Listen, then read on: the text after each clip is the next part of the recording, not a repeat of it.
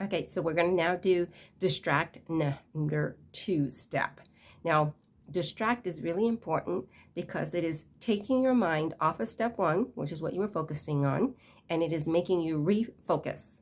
It is making you redirect, re-engage your mind in something else.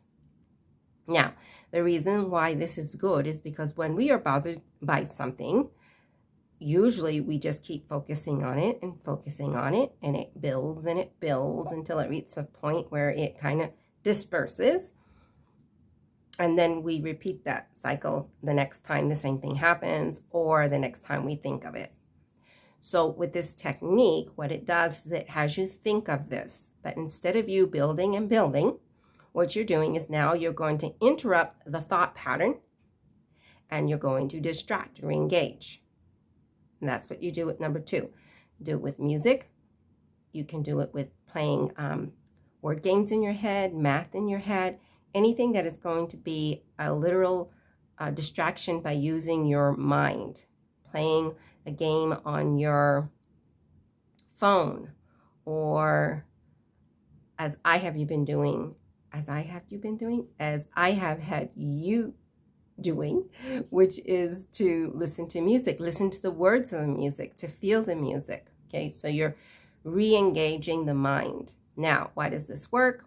Well, because the brain does one or the other. And so when you get it to stop, you're starting to get the brain to release any emotional attachment it has to what is in focus number 1. This is why when people fall in love, in the beginning, they are so focused on what? So it's all good. And then at some point, they start focusing on what? The things that they don't like to see. And if they focus on that too much, all of a sudden that person looks completely different in their eyes, and therefore now they're not happy. So with your brain, and when you're dealing with your emotions, when you have issues that come up and it has a high emotion to it, you learn to bring it down, to accept, feel, and release it instead of letting it build. That's where you get the you always, you never, because we're not releasing it. We're adding it, we're stacking it. Okay, so distract number 2 is going to help you to detach the emotion from that issue and redirecting your mind. Okay. And each round that you do, each step 1, step 2, step 3, it does this link loosening until it looses it. So the event no longer wants to stay a priority of anger or resentment. It just goes.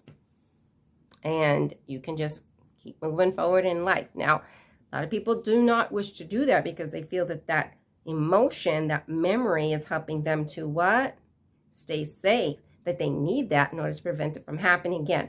But again, as I repeat, and you'll hear me say this 1,000 times, that's actually the worst thing you can do because your brain is in a high agitated state and it therefore cannot really, the logic part of the brain, it cannot think properly. So it won't be able to find solutions.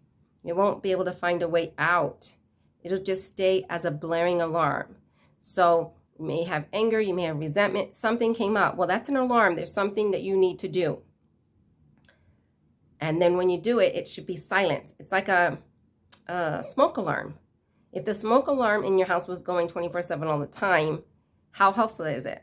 So if you keep that high emotion 24/7 all the time about that particular thing, it just becomes a blaring noise that is of no use. So you drop the emotion down. So then, or all the way down is what I like to say. So then, and then the logic mind, it will keep you very safe. So just like someone who has a fear of swimming and never swam in their life, if they got rid of that fear of swimming, of drowning, would they then automatically, because they don't have that fear anymore, go and just jump in the ocean and start swimming? No, because the logic mind knows that they have to know how to swim first. So your brain will keep you safe. Using fear to keep you safe interferes the logic mind of keeping you safe. It is an interference. It does not help it. It makes it harder. Okay? So remember that. You'll hear me say that 5,000 gazillion times. because our brains have been taught that you get really upset with yourself to make yourself do things. You never going to ever trust another man again because of what happened, and it stays it strong. You're never gonna do that kind of job again, so it keeps it so strong, and it actually ends up blocking you from things that are that could be beneficial for you, or that could open doors of opportunity. It starts making your world smaller instead of opening it, instead of doing more things or what you're saying you want to do.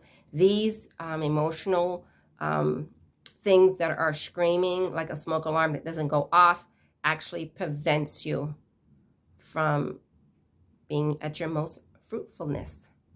So I hope I kept it under 5, maybe 6. I don't know. Sometimes I get going. Ciao, ciao.